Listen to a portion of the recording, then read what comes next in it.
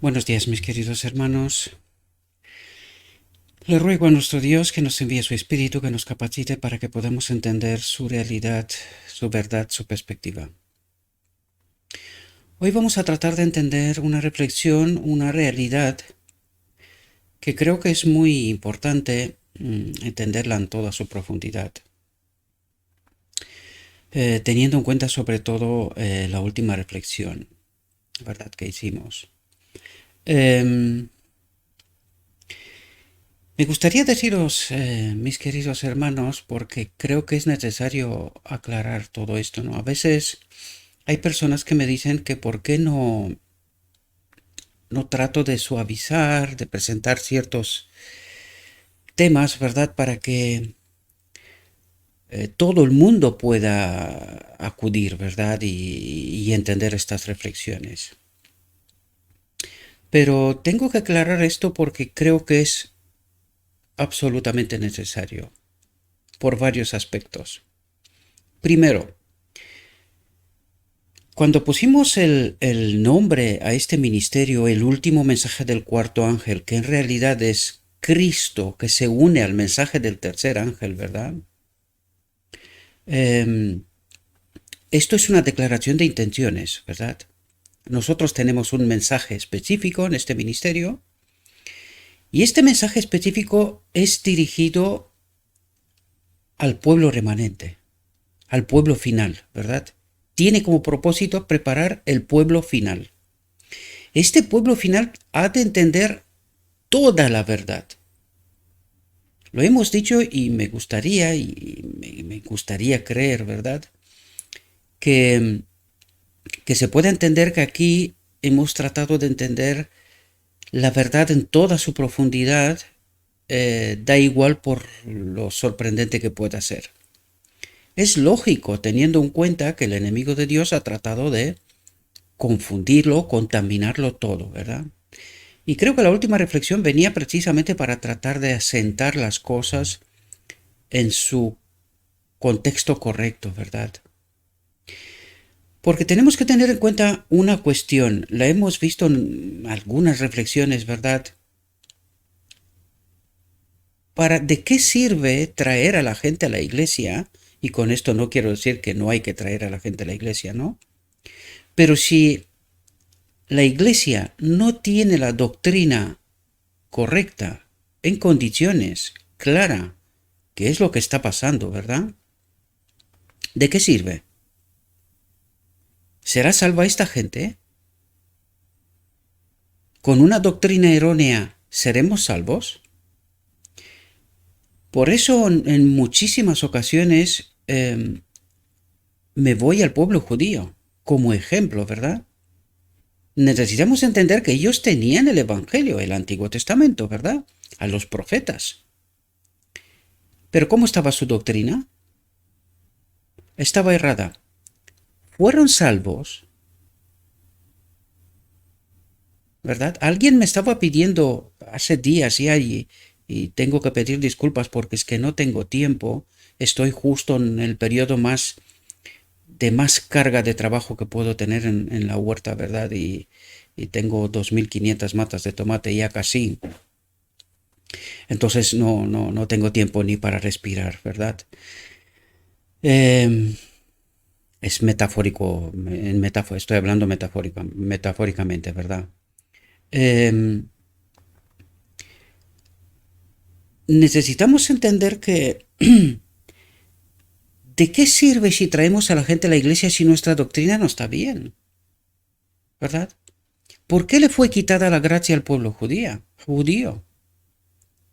Y cuando estamos hablando de gracia, estamos hablando del Espíritu, ¿verdad? Y del mensaje, ¿verdad?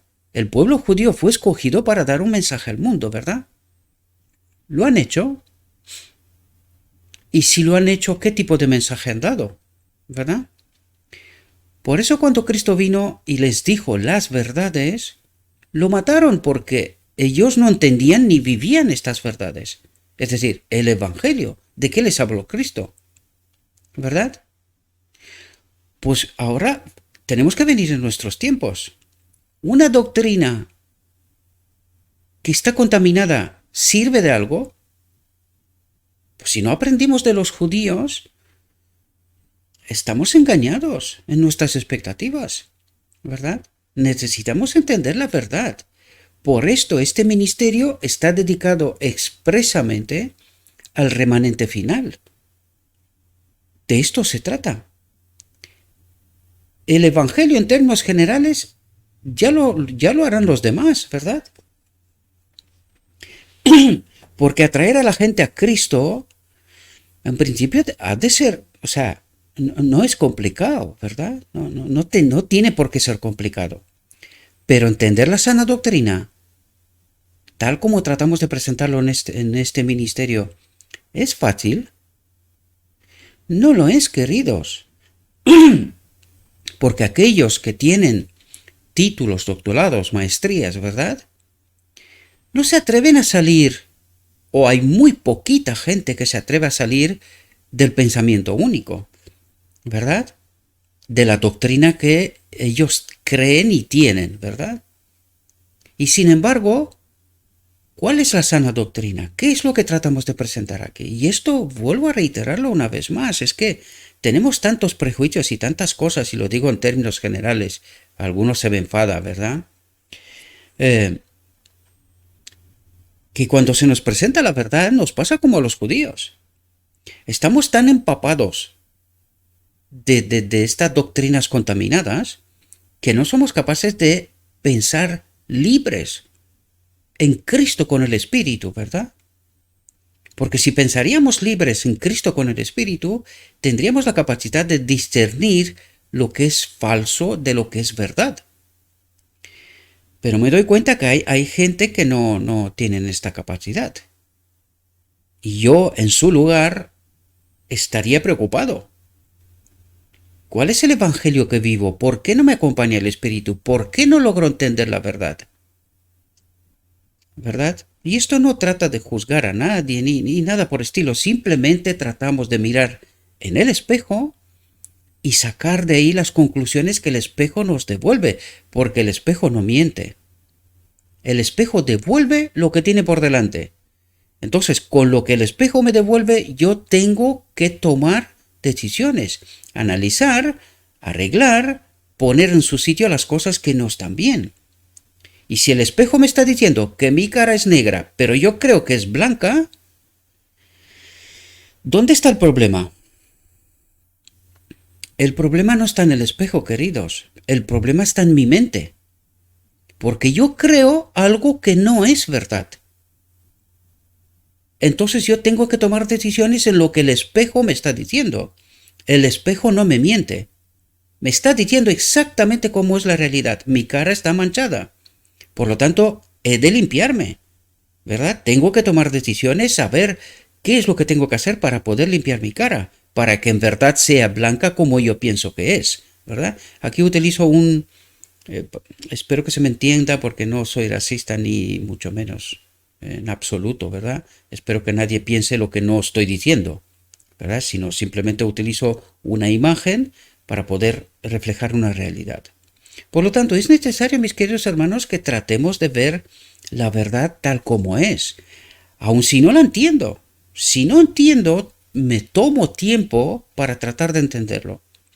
Ya os dije en multitud de ocasiones que cuando yo entendí lo que trato de presentaros a vosotros, me tomé un largo tiempo, 1 año y algo, porque para mí esto es, y creo que lo estáis viendo, por esto algunos son muy descontentos, es un otro evangelio. A esta última generación le está pasando lo mismo que en la venida de Cristo. Cristo les estaba presentando el auténtico evangelio al pueblo de Dios, al pueblo judío. Pero para el pueblo era un otro evangelio. No lograban entenderlo. Y para nosotros, ¿por qué es tan sorprendente la verdad? Esto tendría que decirnos que alguien se ha encargado de contaminar esta verdad, de tal manera que cuando se presenta la verdad, lo escrito está, para nosotros es inaceptable incluso, ¿verdad? Para algunos. Hay quien sí entienden estas realidades. Por lo tanto, por eso he dicho en muchas ocasiones, no me presento delante de vosotros como uno que lo sabe todo, sino como una persona que trata de estudiar, vivir y entender el Evangelio en toda su profundidad. Y el primer sorprendido soy yo. Pero precisamente porque yo soy sorprendido frente a la teología que sabía hace no tanto, ¿cuál es mi deber, queridos? Si Dios me da la verdad, si entiendo la verdad, estoy obligado por amor presentaros la verdad. Porque yo no puedo decir que yo amo a mis hermanos, es decir, a vosotros, callándome la verdad. Esto no es amar a tus hermanos. ¿Esto implica un sacrificio? Sí, hay que pasar por la cruz. Porque te señalan, te marginalizan, en fin. Hay que vivir esta experiencia y ya entenderéis de qué os hablo, ¿verdad? Ya lo entenderéis. Cuando presentes la verdad, lo escrito está, porque por eso, para algunos es muy molesto, ¿verdad? Tratan de decir que por qué voy con los textos seguidos, precisamente para que nadie diga que estoy sacando textos del contexto y explicar lo que me pasa por la cabeza. No. La decisión del remanente final es, lo escrito está. Cuando Dios escogió un profeta y nos transmitió lo escrito está, ¿para quién era este mensaje? Para el remanente final. ¿Qué pasó? ¿Rechazaron el mensaje? ¿No lo entendieron? ¿Qué es lo que tenemos que hacer? Lo que dijo la sierva, revivir los muertos. ¿Qué significa esto? Revivir todo aquello que se escribió en los primeros 50 años, porque aquella es la verdad enviada por Dios, y tratar de que esta última generación vuelva a entender la verdad. Y una vez que entiende la verdad, acepte el mensaje en esta ocasión y terminemos el conflicto universal. Esto es lo que nuestro Dios trata y espera de nosotros. Por eso trato de explicar las verdades tal como están escritas. Es muy fácil sacar textos y creo que en algún momento hemos demostrado, incluso en la última reflexión creo que lo he hecho, puedo hacerlo. Pero no quiero permitirle al enemigo de Dios para que busque todo tipo de artimañas para decir, no, esta no es la verdad. Esto es cosas que te inventas tú. Pues está escrito. De principio a fin. Y cuando está escrito, lo único que tengo que hacer es como cuando me miro en el espejo. Si está escrito y no entiendo lo que está escrito, es porque necesito estudiar. Necesito entender estas verdades tan sorprendentes, ¿verdad? Y eso es lo que tenemos que hacer y eso es lo que tratamos de hacer. Por esto, este ministerio está llamado el último mensaje del cuarto ángel, porque tiene un enfoque al remanente final. El remanente final ha de entender la verdad. ¿Quién será este remanente final? Todos aquellos que acepten la verdad. Recordad, 1888, Cristo no vino porque rechazamos el mensaje. Rechazamos la verdad. Rechazamos a Cristo. Es más, se nos dijo que crucificamos de nuevo a Cristo. ¿Verdad? Estoy repitiendo las palabras de la sierva, ¿verdad? Por lo tanto, necesitamos de nuevo asentarnos en esta realidad. Este ministerio está dedicado a este remanente final y a esto nos dedicamos. A presentar estas verdades que son sorprendentes. Yo he tomado mi decisión, lo he dicho en muchas ocasiones. Hace unos días le volví a repetir a un hermano. Yo sé que me van a echar de la iglesia en algún momento. Lo tengo claro. Para mí es como una profecía. Solo es cuestión de tiempo porque veo lo que está pasando en mi propia iglesia hoy. Hoy, ¿verdad? Cómo actúan y qué es lo que están haciendo, ¿verdad? Y no lo están haciendo precisamente bien, ¿verdad? Pero, en fin, no voy a entrar en cuestiones que son más bien personales. Sé que pasará. Y pasará con todos aquellos que traten de presentar la verdad, ¿verdad? De salirse del pensamiento único, que tampoco es tan único. Tienen bastante teologías, ¿verdad? Pero en fin, el deber es presentar la verdad. Y a esto me dedico, a presentar la verdad. Con el poco tiempo que tengo, con los recursos que tengo, eso es lo que trato de hacer. El que tiene oído, que oiga. Y el que no, pues cada uno tome su decisión, ¿verdad? Es así de simple y de claro. Bien, volvamos a la reflexión de hoy, que no deja de ser también sorprendente, ¿verdad? Un Salvador que todo lo puede. Y vamos a ver qué es lo que trata de decirnos nuestro Dios. Dice, Cristo vino a este mundo para vivir una vida de perfecta obediencia a las leyes del reino de Dios. Vino para elevar y ennoblecer a los seres humanos. Es decir, cuando dice elevar y ennoblecer, en realidad vino para conectarnos con Dios de nuevo. ¿Cuándo se desconectó la humanidad de Dios? En Edén. Cuando Adán pecó, se desconectó de Dios, ¿verdad? Pues Cristo vino, el segundo Adán, vino para conectar de nuevo a la humanidad con Dios. ¿Cómo? A través de Él. Y esta reflexión viene precisamente a explicarnos este asunto, ¿verdad? Este asunto. ¿Cómo Cristo conectó la humanidad con la divinidad? ¿Verdad? A través de Él. No confundamos con la boda del Cordero, ¿verdad? Aunque Él vino a hacerlo en su venida. Cuando Él vino precisamente con este propósito, ¿sí? Dice, vino para elevar y ennoblecer a los seres humanos, para obrar en ellos una justicia duradera. Es decir, Él vino para poner el Espíritu de Dios en nosotros, ¿verdad? Elevar del pecado a la santidad y ennoblecer, ¿cómo? Poner su Espíritu en nosotros, para obrar en ellos una justicia duradera, eterna, ¿verdad? Dice, vino como un medio a través del cual debía impartirse la verdad. ¿Qué verdad? El propósito eterno de Dios, mis queridos hermanos. Tenemos que tener presente constantemente el conflicto universal y cómo empezó. El enemigo de Dios dijo que la ley no es buena. Por lo tanto, Cristo vino precisamente para impartir la verdad. ¿Cuál verdad? Que sin el Espíritu de Cristo, de Dios, no podemos vivir, no podemos obedecer, moriremos. Y esta es la verdad que Cristo vino a impartirnos.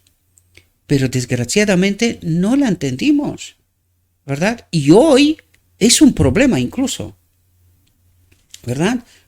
Porque tenemos tanta verdad contaminada, tantas teologías, y lo peor de todo que está presentada por los maestros de Israel, lo digo en términos generales, ¿verdad? Y por eso el pueblo no escucha.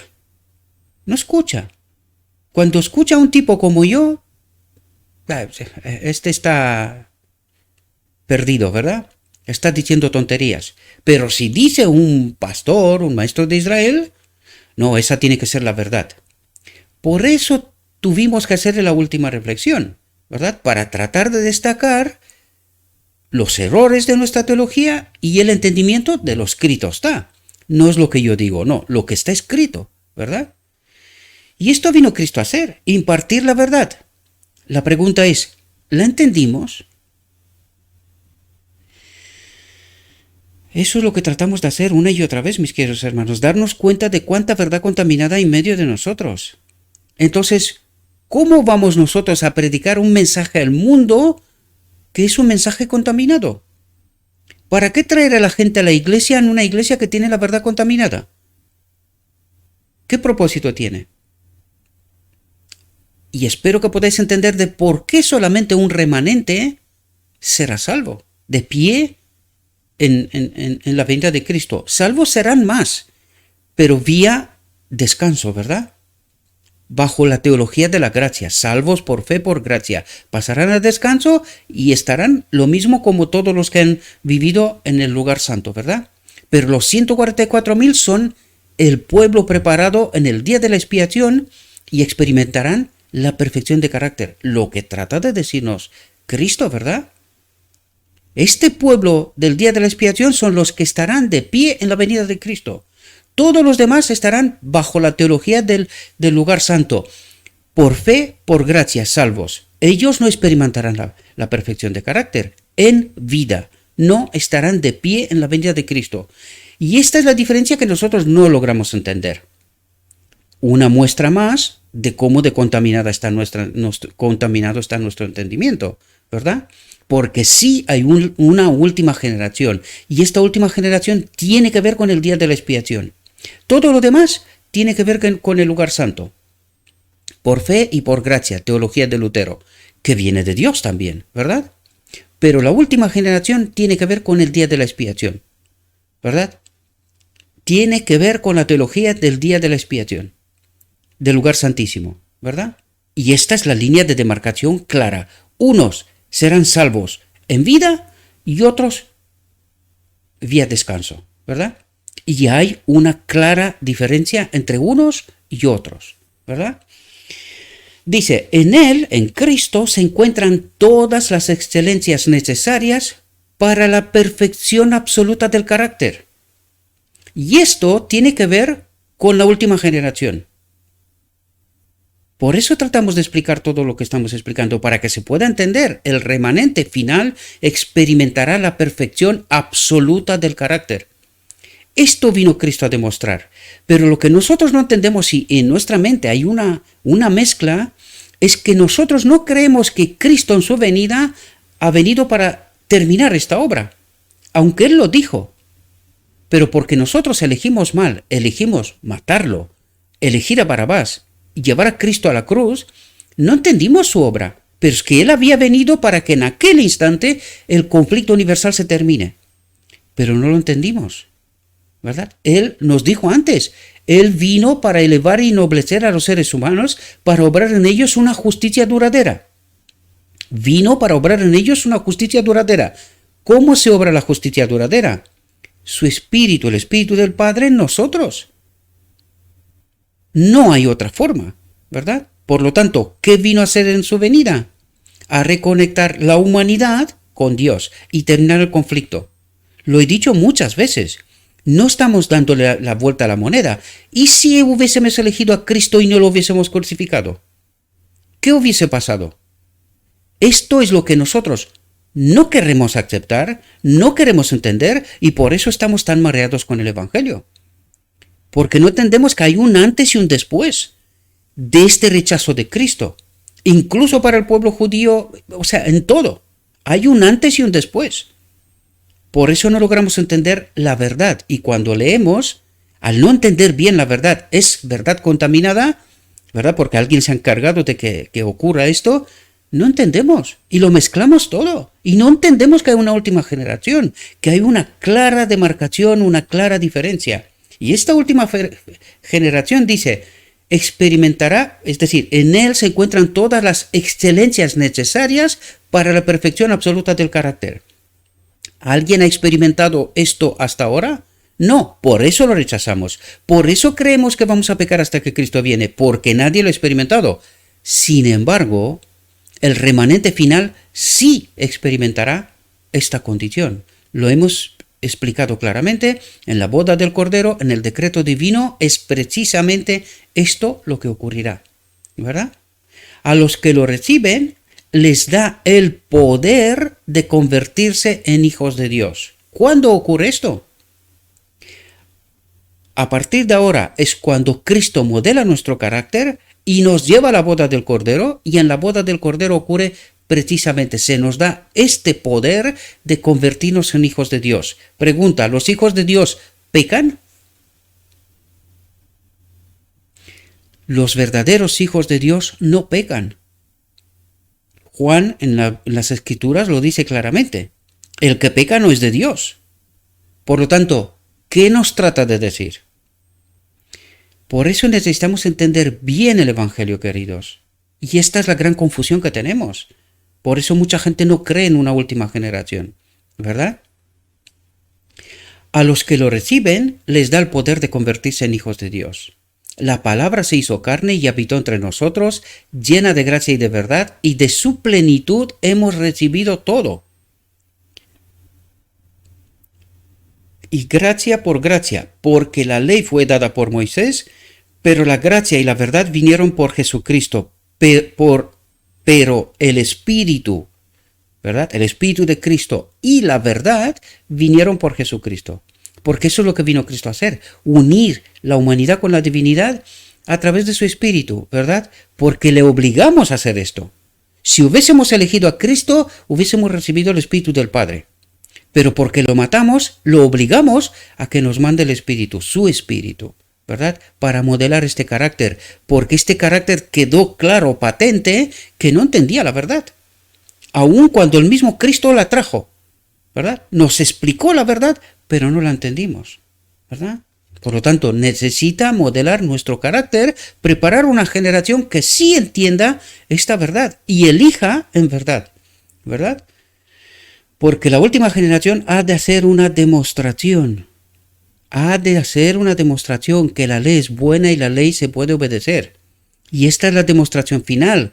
Esta última generación ha de glorificar a Dios. ¿Cómo? Obedeciendo la ley, ¿verdad? Experimentando la impecabilidad, experimentando el espíritu que Lucifer dijo que no era bueno. Pues última generación experimentará este espíritu y demostrará que la ley sí es buena, sí se puede obedecer, ¿verdad? Dice, en Cristo tenemos la redención por su sangre, el perdón de los pecados. Él es la imagen del Dios invisible, el primogénito de toda criatura. Lo que trata de decirnos aquí, mis queridos hermanos, porque nosotros no entendemos esto, porque alguien se ha encargado de contaminar esto, es que el Cordero de Dios fue degollado en la encarnación. Y él desde la encarnación recorrió este sendero salpicado de sangre hasta la cruz, ¿verdad? Por lo tanto, el Hijo de Dios se convirtió en hombre y como hombre, ¿verdad? Degollado, cordero degollado, ¿verdad? Recorrió todo este camino hasta la cruz. Pero no tenía que ser hasta la cruz. Si hubiésemos aceptado esta verdad. Desgraciadamente no la entendimos, ¿verdad? Y aquí estamos, ¿verdad? En él fueron creadas todas las cosas, las que están en el cielo y las que están en la tierra, visibles e invisibles, sean tronos, sean dominios, sean principados, sean potestades. Todo fue creado por él y para él, y él es antes de todas las cosas, y en él consisten todas las cosas. Y él es la cabeza del cuerpo, la iglesia, ¿verdad? Por lo tanto, cuando dice él es la cabeza del cuerpo, ¿qué pasa? Que la cabeza está separada. ¿El cuerpo quién es? El cuerpo es Cristo, no es otra cosa. Por lo tanto, la cabeza de la iglesia es Cristo y el cuerpo, que son las almas, las personas, son Cristo. ¿Quién es la iglesia? Cristo. Pues necesitamos entender otra verdad que está contaminada y que no la entendemos bien y que el enemigo está jugando con nuestros prejuicios, ¿verdad? Y él es la cabeza del cuerpo, la iglesia, que es el principio, el primogénito de entre los muertos, para que en todo tenga la preeminencia. Y fijaos lo que nos dice aquí. Porque al Padre le agradó que en él habitara toda la plenitud. ¿Cómo unió el segundo Adán la humanidad con la divinidad? Aquí teníamos que hacernos preguntas claves. ¿Podía en el segundo Adán vivir el Espíritu de Dios sin que la humanidad sea reconciliada con Dios? Y cuando decimos esto, sea reconciliada, ¿qué significa esto?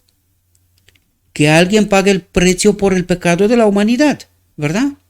Por lo tanto, en Cristo, dice, porque al Padre le agradó que en él habitara toda la plenitud. ¿Desde cuándo? El Padre, la plenitud de la divinidad, habitaba en el hombre Cristo Jesús. ¿Desde cuándo?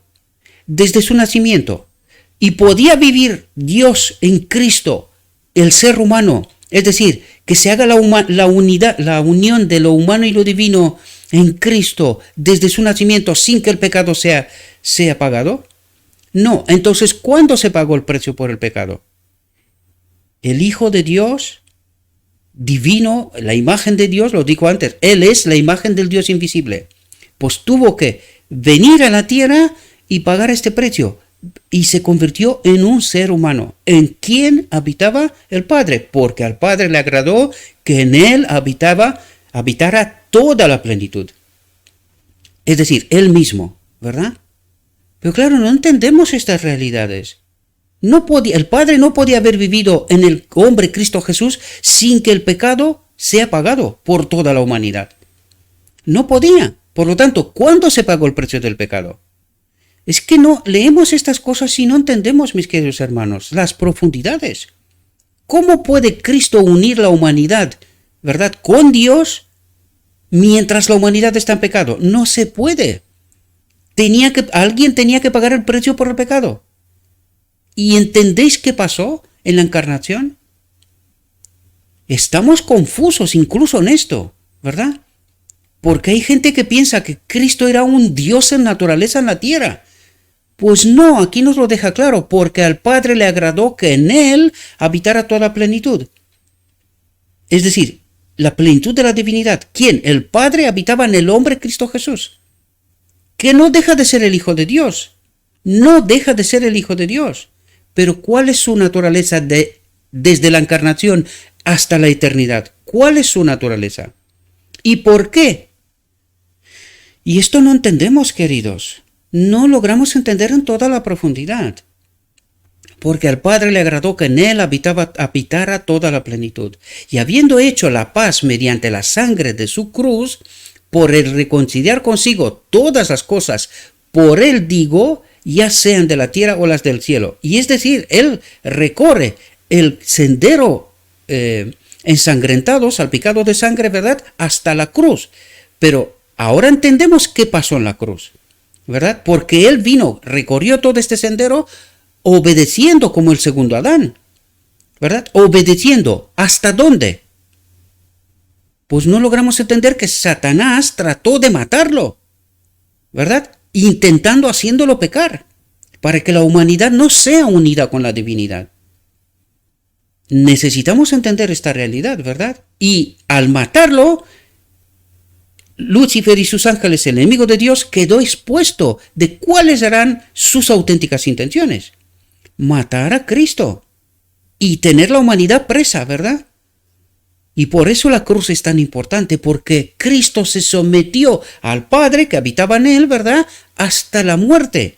Por eso en la cruz Cristo dice: Padre, ¿por qué me has abandonado? Porque el Padre tiene que salir de Cristo, porque si no, Cristo no muere, ¿verdad? Ya dijimos quién es el Padre, es la vida, la ley, ¿verdad? Por lo tanto, si el Padre no sale de Cristo, Cristo no muere. Se queda colgado en la cruz una eternidad, ¿verdad? Lo digo metafóricamente para que nos entendamos. ¿Podéis entender? Pues esto es lo que trata de decirnos, queridos. Esto es el mensaje, la verdad que Cristo vino a traernos. ¿Pero lo entendimos bien? Esta es la clave. ¿Lo entendimos bien? ¿Nos cuestionamos al menos que las verdades que creemos pueden ser que sean contaminadas?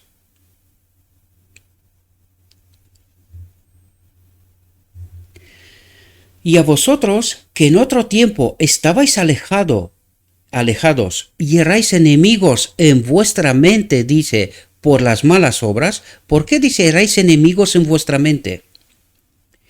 Porque vuestra mente está desprovista del Espíritu. Eso es lo que se está tratando de decir Cristo.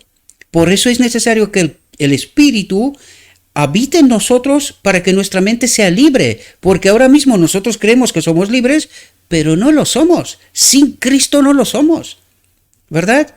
Alguien nos manipula, alguien juega con nuestra mente. Y ni creemos esto, ni queremos aceptarlo. O sea, no, porque yo voy a la iglesia, conmigo no juega. ¿Estás seguro? ¿Y por qué está la iglesia como está? Es que el enemigo se conoce mejor el Evangelio y predica el Evangelio también, mejor que nosotros, ¿verdad? Pero lo contamina, esa es la diferencia. Y vimos que en la visión de los dos tronos, él está jugando con la verdad del lugar santo.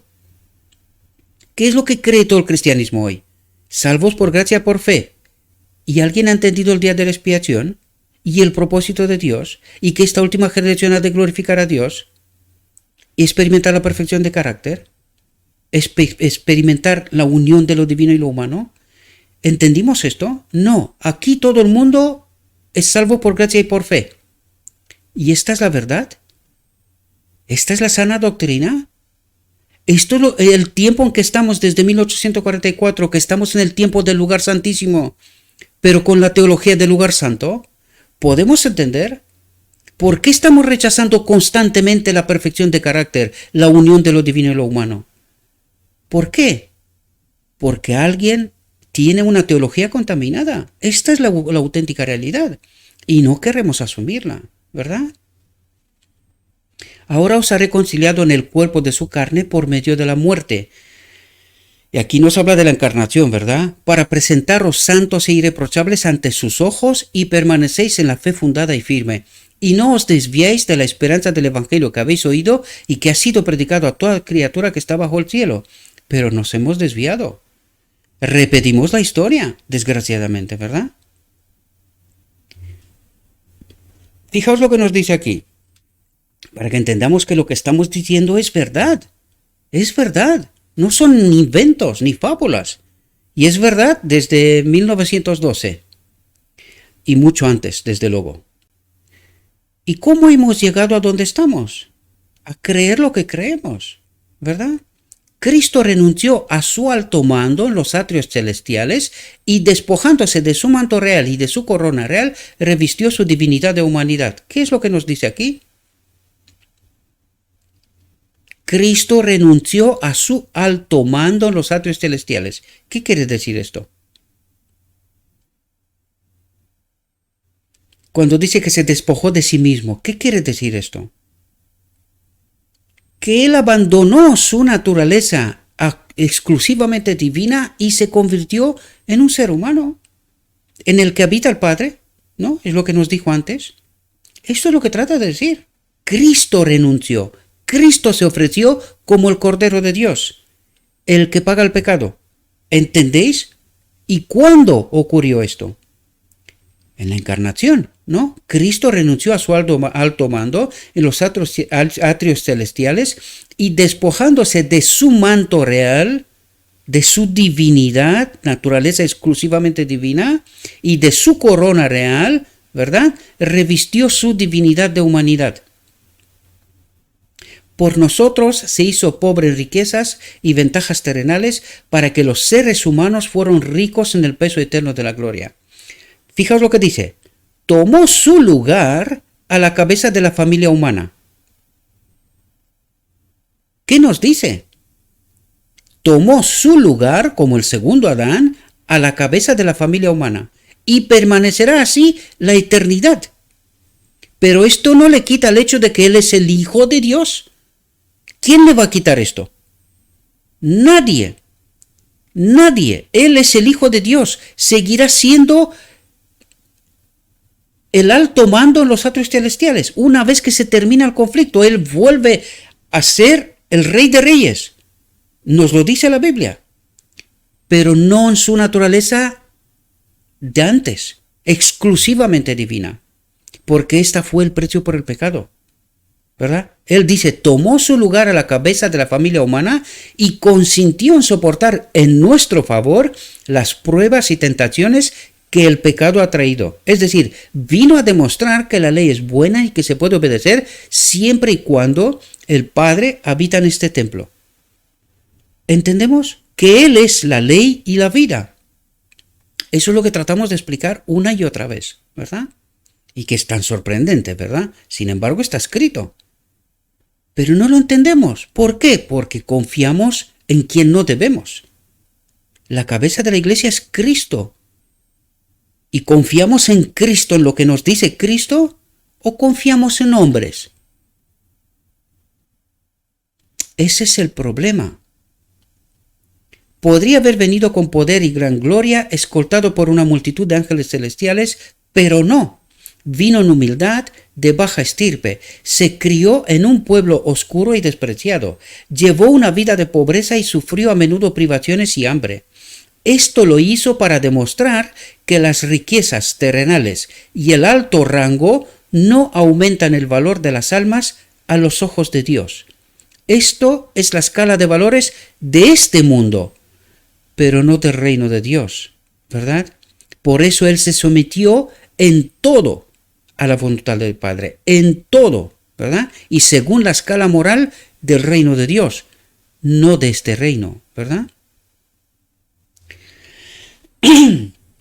Dice, no nos ha dado ningún estímulo para pensar que las riquezas hacen a los hombres dignos de la vida eterna.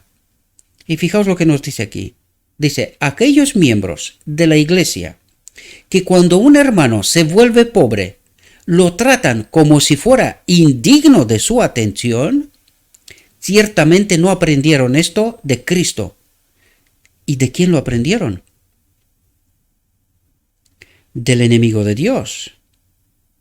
Porque Cristo no hizo esto ni predicó esto nunca jamás, ¿verdad? A uno que ¿y qué es lo que hace la iglesia hoy? Que dice que es la iglesia de Cristo.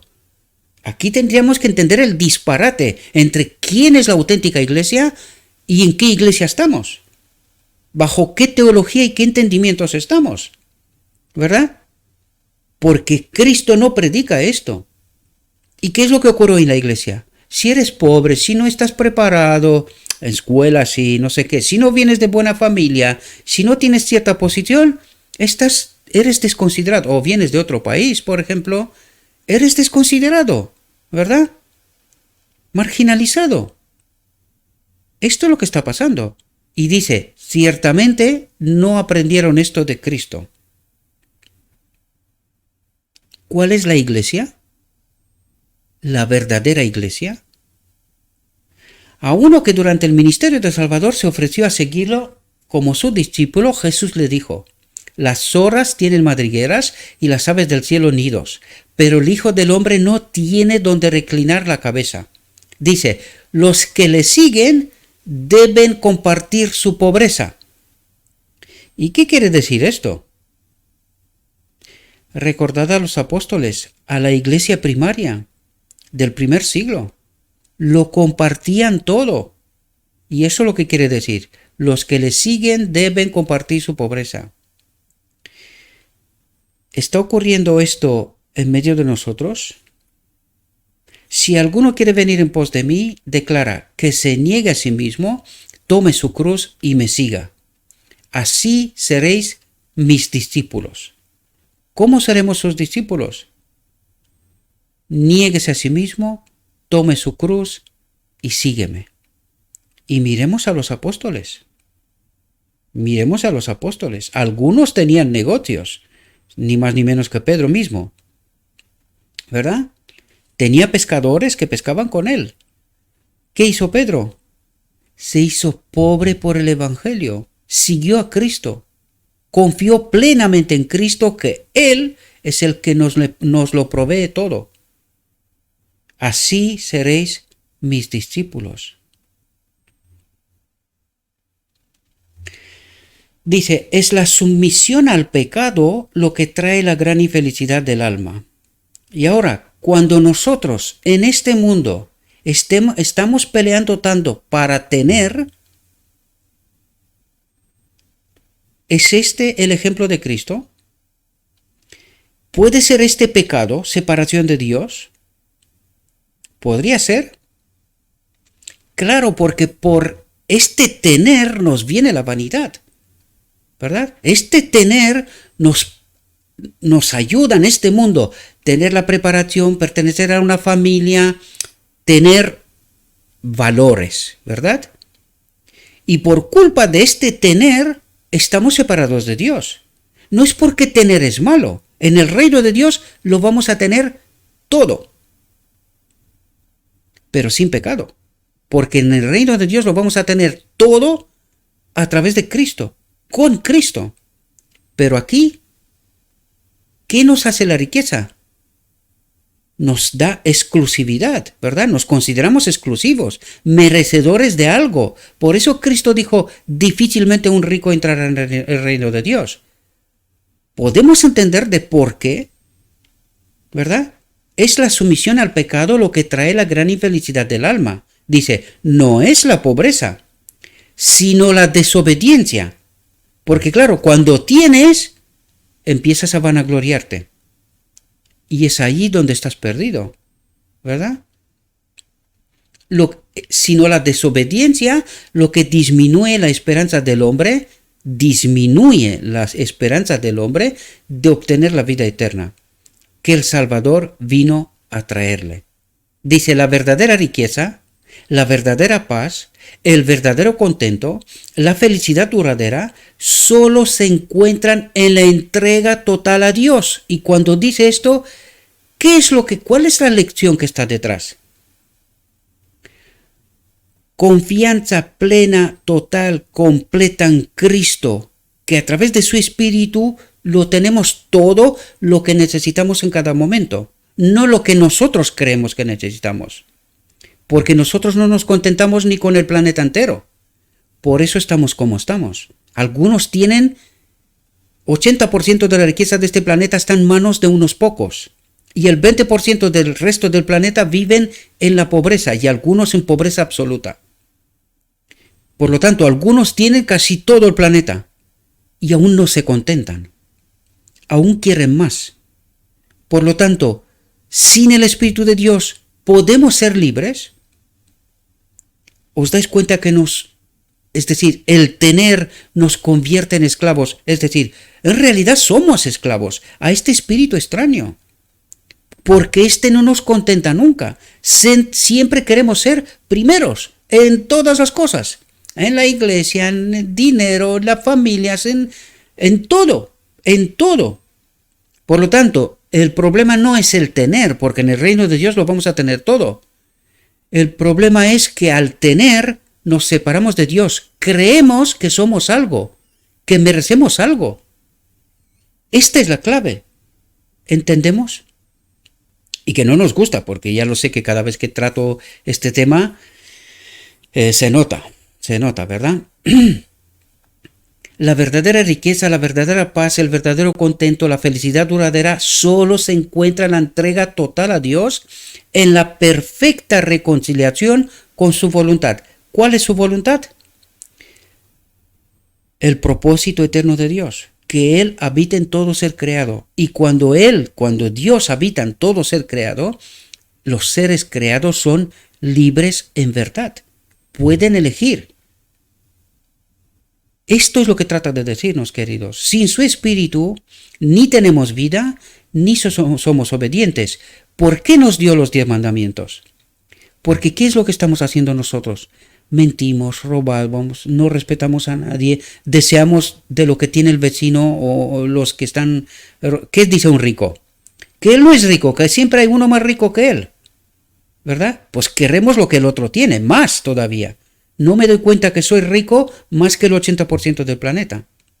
¿Verdad? Y quiero más, porque siempre hay uno más, que tiene más que yo, ¿verdad? Por eso la ley viene precisamente a decirnos lo que no es reino de Dios en realidad, ¿verdad? Porque cuando nosotros estamos haciendo estas cosas, no estamos con Dios. No, nuestra entrega no es total a Dios. Esto es lo que trata de decirnos. Estáis desprovistos de mi espíritu.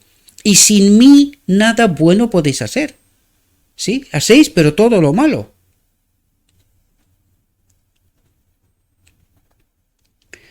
Cristo vino a nuestro mundo para vivir una vida de pureza intachable, mostrando así a los pecadores que en su fuerza, en su espíritu, ellos también pueden obedecer los santos preceptos de Dios, las leyes de su reino, si nos sometemos a Cristo. Pero ¿quién quiere vivir en la pobreza? Porque esto es lo que nos dijo antes. ¿Quién quiere vivir en la pobreza? ¿Quién quiere vivir como la iglesia primaria del primer siglo? Nadie, porque este mundo nos ha dicho que el tener, y cuanto más tener, esto es la prosperidad, ¿verdad? Porque estamos con Dios y somos prósperos. ¿Y quién quiere ser como Cristo? ¿Quién quiere experimentar la humildad? ¿Quién quiere experimentar la cruz? Morir al yo. Nadie. Sin embargo, creemos que somos cristianos, que tenemos el nombre de Cristo y que estamos haciendo la obra de Cristo. Eso es lo que creemos, ¿verdad? Y no tengo nada con la riqueza de nadie, cada uno haga lo que le parezca. Pero para mí es importante lo que me está diciendo lo escrito está, ¿verdad? ¿Por qué nos vanagloriamos? ¿Por qué creemos que merecemos algo? ¿Por qué nos creemos algo? ¿Entendéis? Esta es la clave. Y esto es lo que en realidad nos separa de Dios. Lo dice lo escrito está, no lo digo yo, ¿verdad? Cristo vino a nuestro mundo para vivir una vida de pureza intachable, mostrando así a los pecadores que en su fuerza ellos también pueden obedecer los santos preceptos de Dios, las leyes de su reino. ¿Y cómo ha llegado a su pueblo creer que peca hasta que Cristo viene. ¿A qué Cristo adoran? ¿A qué Cristo obedecen? ¿A qué Cristo entienden? Porque el Cristo auténtico, el Hijo de Dios, está diciendo otra cosa. Y su pueblo cree que tiene la verdad.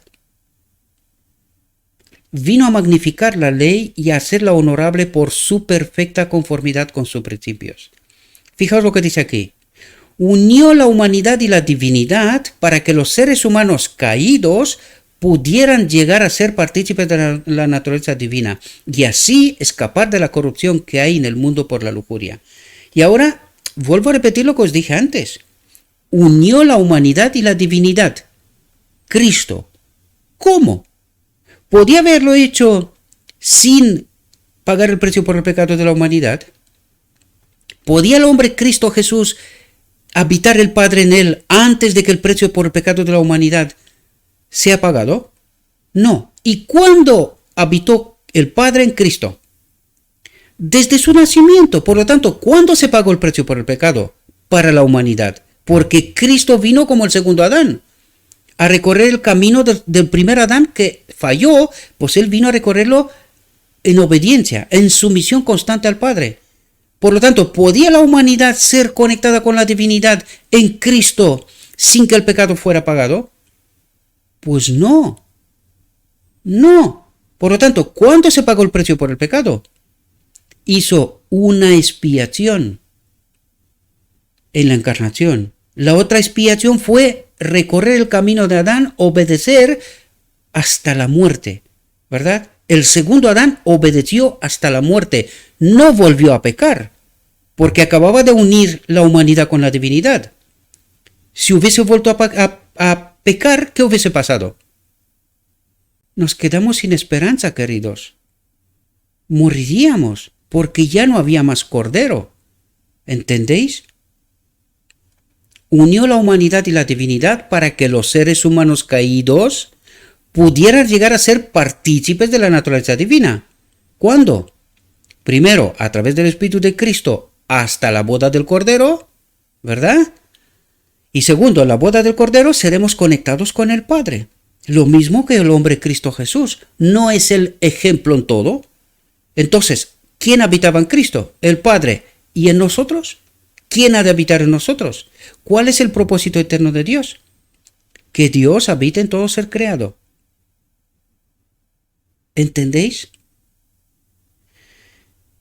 Y hay quien dice que utilizo mucho esta palabra entendéis, pero en fin, ya comprenderéis. Soy rumano y creo que para ser rumano hablo bastante bien el español. Me gustaría escuchar a un español hablar tan perfectamente el inglés o rumano o un idioma perfectamente, ¿verdad? Porque algunos son muy exigentes conmigo. Les entiendo, pero lo siento, me tienen que entender a mí también, ¿verdad?